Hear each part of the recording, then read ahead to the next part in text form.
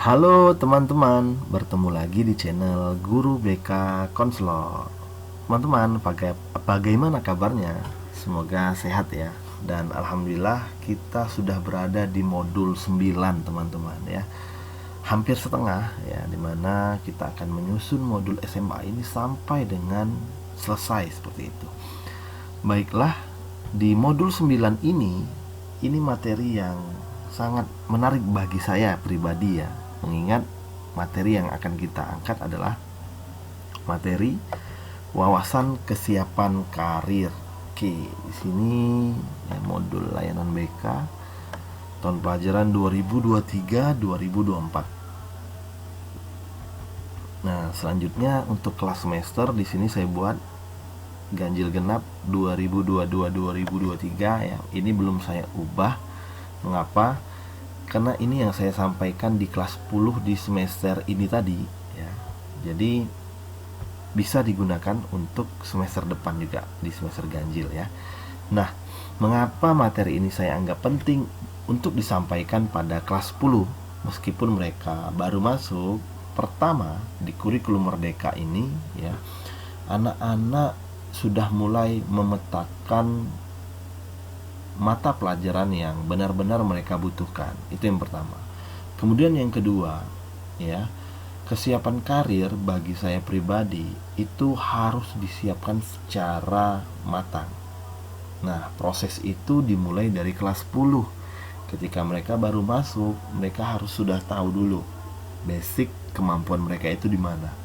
Sehingga mereka bisa memilah sekaligus mencari-cari referensi, baik itu dari kakak kelasnya ya yang sudah menjadi alumni maupun kakak kelas sebelasnya ya yang sudah terlebih dahulu menempuh pendidikan dan sudah memetakan keinginannya. Terlebih lagi mereka sudah mencari informasi, menggali informasi pada guru BK-nya ya. Karena guru BK memiliki peran penting ya, memiliki peran yang sangat penting di dalam mempersiapkan karir siswa kita ini.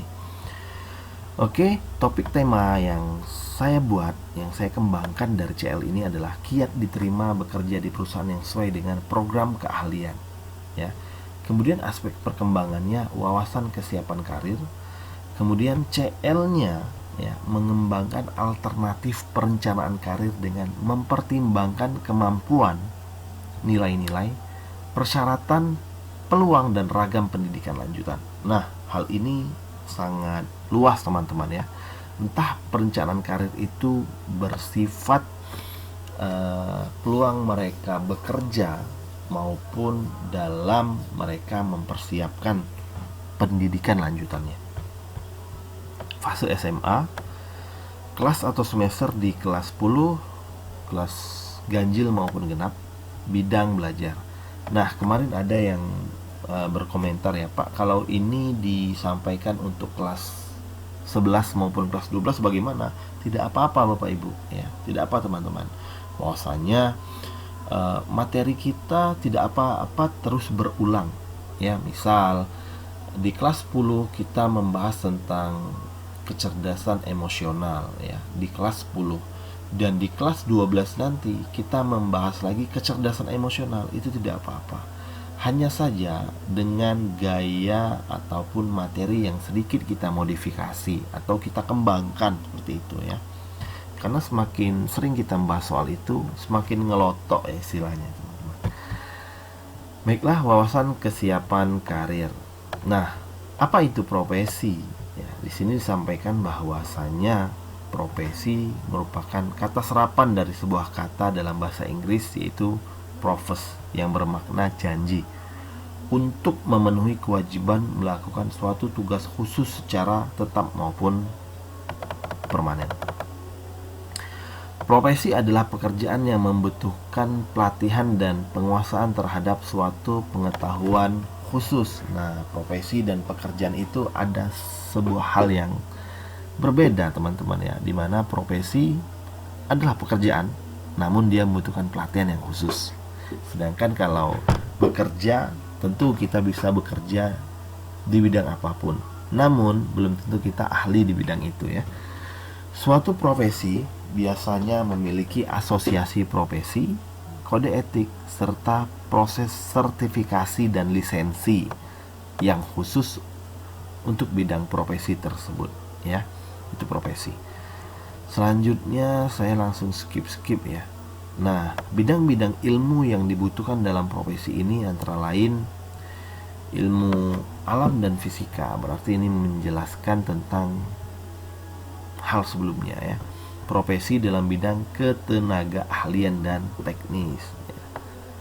Ini membutuhkan keahlian khusus teman-teman. Kemudian profesi bidang ketatalaksanaan dan pengelolaan. Nah, di sini banyak sekali contoh-contoh bidang pekerjaan serta profesi ya. Jadi teman-teman, ketika menyampaikan ini saya rasa dan saya harap jangan satu atau dua pertemuan. Justru ini harus sangat banyak dan di setiap semester harus selalu ada. Nah, nanti di sekitar kelas 12 ya. Di kelas 12 materi yang kita sampaikan berkenaan dengan ini ya, berkenaan dengan kesiapan karir ini, kita juga menjelaskan tentang peluang-peluang universitas maupun bidang-bidang lembaga kursus ya. Itu sudah mulai menjurus kepada bidang ahli tertentu. Kalau materi di kelas 10 ini mengenai wawasan kesiapan karir ini, itu cenderung yang bersifat umum ya, seperti ini tadi. Nah, profesi dalam bidang ketatausahaan ya. Nah, kita menjelaskan apa saja ragamnya. Di sini ada seperti pengawas ya, stenograf dan pengetik, penata buku kasir, pengatur transportasi dan komunikasi, pekerja dinas pos, telegraf, dan telepon. Nah, kita menjelaskan ini secara detail nanti ketika sudah masuk di kelas 12. Apa sih Pak? Nah, pengawas itu, stenograf itu ya, penata buku dan kasir itu. Nah, profesinya di bidang apa saja, di kantor mana saja, itu sudah mulai menjurus ya. Nah, kemudian di sini ada profesi dalam bidang jasa. Nah, bidang jasa ini meliputi apa saja, seperti konsultan, pelayan hotel, tukang cukur, pangkas rambut, ahli kecantikan. Nah, ini semuanya memiliki lisensi teman-teman, seperti konsultan, pelayan hotel, tukang cukur atau pangkas rambut pun ya, itu membutuhkan lisensi agar orang semakin percaya dan mengakui usaha yang kita miliki ya. Oke teman-teman, saya harap materi ini sangat diperdalam nanti ketika di kelas 12 ya. Nah, kemudian modul ini mencakup apa saja? Ada lembar lembar LKPD ya. LKPD itu alat instrumen tes guru BK ya. Selanjutnya ada angket evaluasi hasil layanan ya, terdiri dari 6 butir. Saya bacakan salah satunya. Saya dapat mengembangkan perilaku yang lebih positif setelah mendapatkan materi yang disampaikan oleh guru BK. Nah, hal ini tentu siswa sudah mampu menggali informasi yang disampaikan dari guru BK, sehingga mereka mampu memberikan nilai. Bahwasanya dengan mempersiapkan diri untuk memilih pendidikan lanjutan yang tepat ya, mereka bisa merencanakan dengan baik.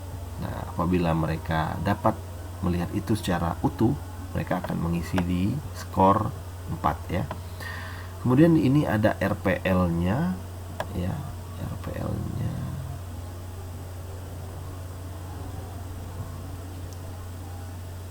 Silakan teman-teman copy ya, seperti biasa.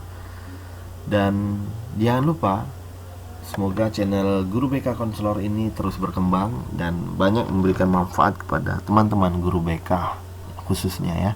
Silakan di-download dan disesuaikan.